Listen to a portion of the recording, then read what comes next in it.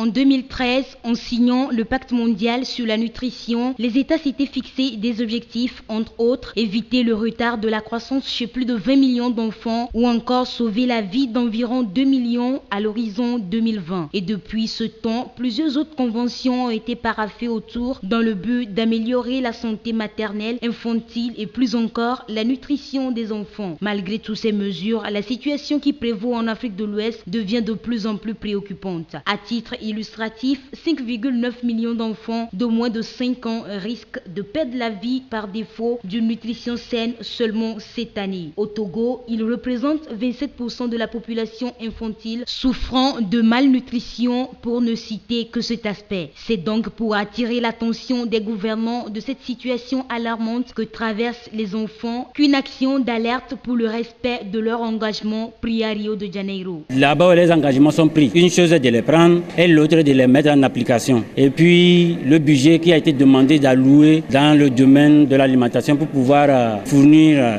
le nécessaire sur le plan alimentaire à la population. Donc nous, au niveau de la société civile, nous voulons seulement rappeler les engagements parce que ces engagements ont été pris par le gouvernement. Bien que le gouvernement fait des efforts en matière de lutte contre la malnutrition, il faut davantage mettre en place des programmes et des initiatives visant à réduire et à maintenir la malnutrition aiguë. C'est vrai que le gouvernement a initié des politiques et qu'il est en train de faire un grand effort, lutter contre la malnutrition et le problème d'alimentation au Togo. Mais il faut se dire que c'est parce que la situation est toujours inquiétante. Donc je crois que c'est vrai qu'un grand effort est en train de se faire, mais il y a encore beaucoup à faire. La malnutrition survient lorsqu'une personne ne reçoit pas suffisamment de nourriture pour son corps ou une nourriture non adaptée. Il faut toutefois l'éviter pour qu'elle n'entrave pas le développement physique et mental de l'enfant.